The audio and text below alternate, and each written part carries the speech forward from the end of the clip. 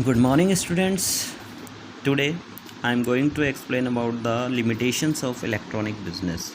As yesterday, I told you people that some of the advantages and some of the resources are required for performing the electronic business, but now there are some limitations related to the electronic business are also present. So we should also know about the limitations of the electronic business. The first one is low personal touch, in which we can say if we are going to purchase the product with the help of electronic business, then we cannot touch the product until it is not reached to us. That is why we can say low personal touch is present in the case of electronic business. We cannot physically check the product, we cannot physically touch the product until it is not reached to us. That is why it is considered as a limitation of electronic business. The another one is time taking order, in which we know that if we are going to purchase the product from traditional market, we can easily purchase the product within 5 minutes, within 10 minutes only. But if we are going to purchase the product with the help of electronic business, then it will take 4 5 or at least 10 days to be purchased. That is why it is very lengthy procedure to purchase the product from with the help of electronic business. That is why it is a time taking order. The another one is competence. There is no more competence in the product which are offered by the electronic business. Some default may be present over there, and it cannot be solved because there is no direct relation between customer and seller. That is why competence is not always present in the case of electronic business. And another limitation is more risk. As we know that more risk is present in the case of electronic business, because if we are going to purchase the product by using the traditional method, we can contact the seller if the product is defaulted, if the product is not good. But in the case of electronic business, it is very difficult to change the product, and because there is no direct relation between seller and customer. That is why some type of risk is present in the case of electronic business. The another one is people resistance.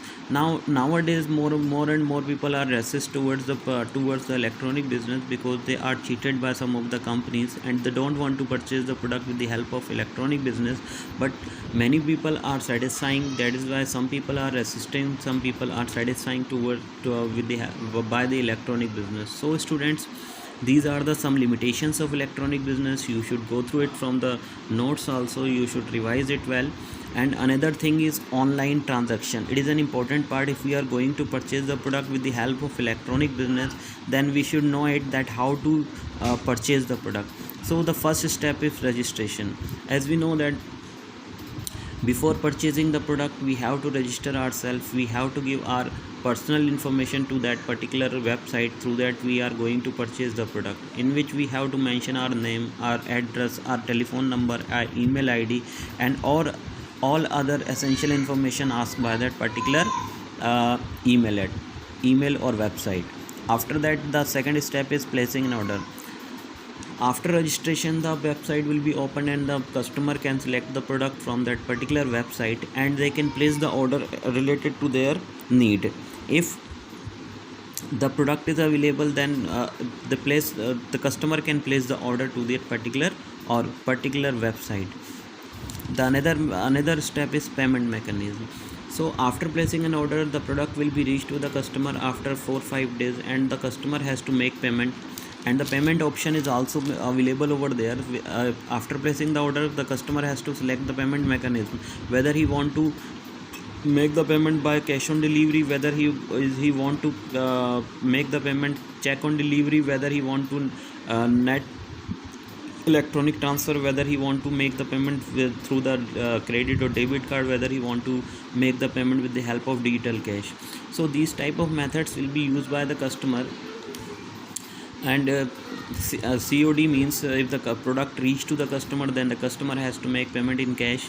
COD means if the product reach to the customer, then check will also can be given by the customer to that particular person. NEFT means through that the customer can easily transfer the fund from his account to the company's account. credit or debit card means in which the customer can use his debit or credit card to make the payment before purchasing the product. And digital cash means nowadays different type of wallets are also present, like Paytm, like Google Pay. Through that also the customer can make the payment for purchasing the product from the seller. So these are the different mechanisms through that the product can be purchased by the electronic business.